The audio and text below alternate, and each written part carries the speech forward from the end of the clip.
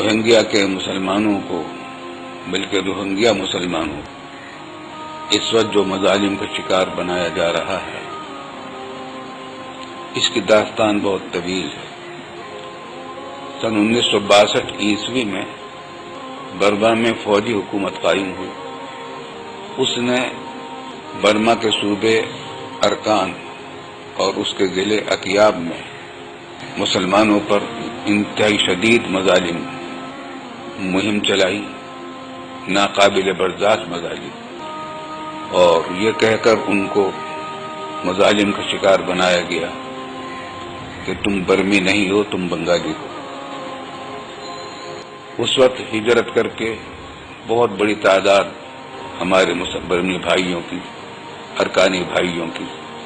پاکستان آئی ہے، اور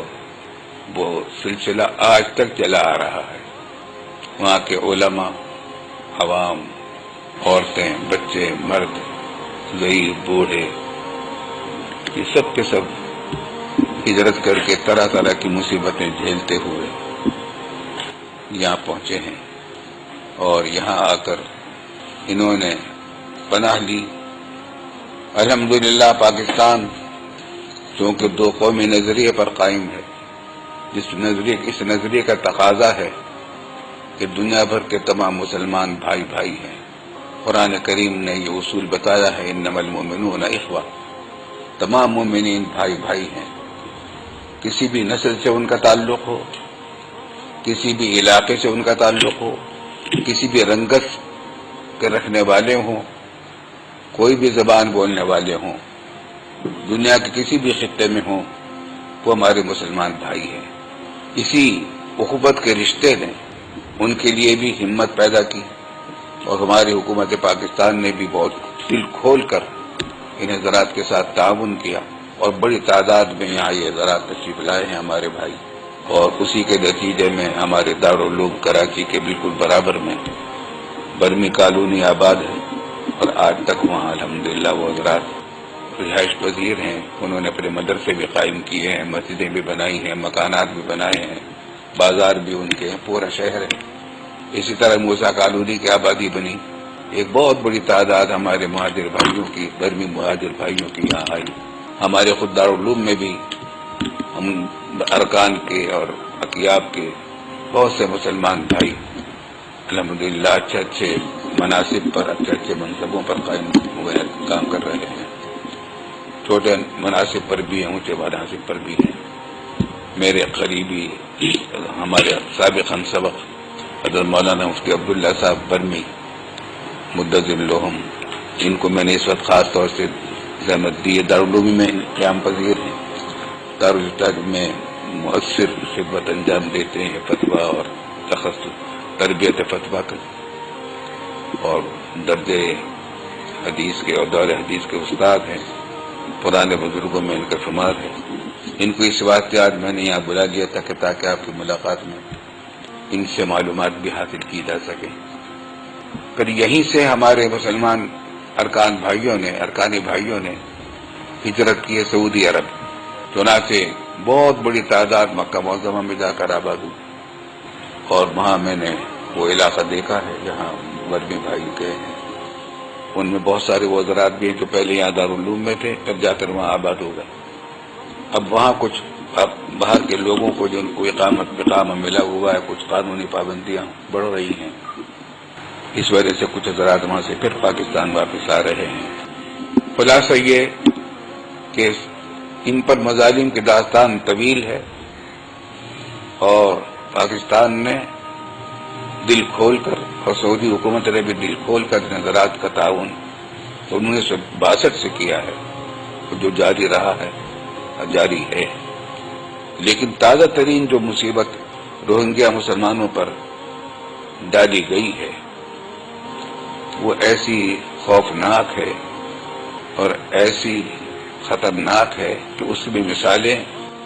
شاید تاریخ عالم میں نہ مل سکے۔ چنگیز خان کے مظالم بہت ہم نے تاریخوں میں پڑھے،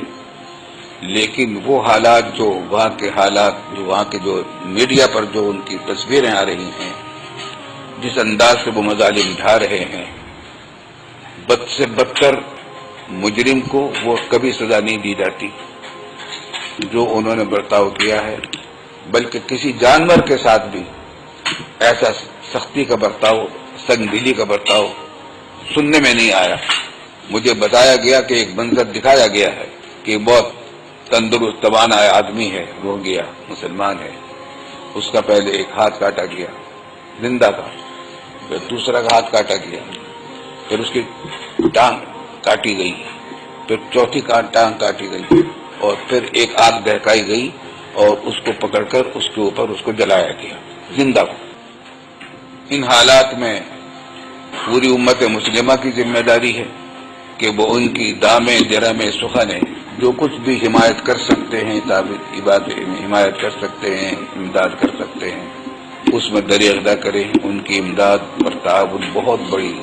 زبردست عبادت ہے۔ یوں تو ہر انسان کی جان بچانے میں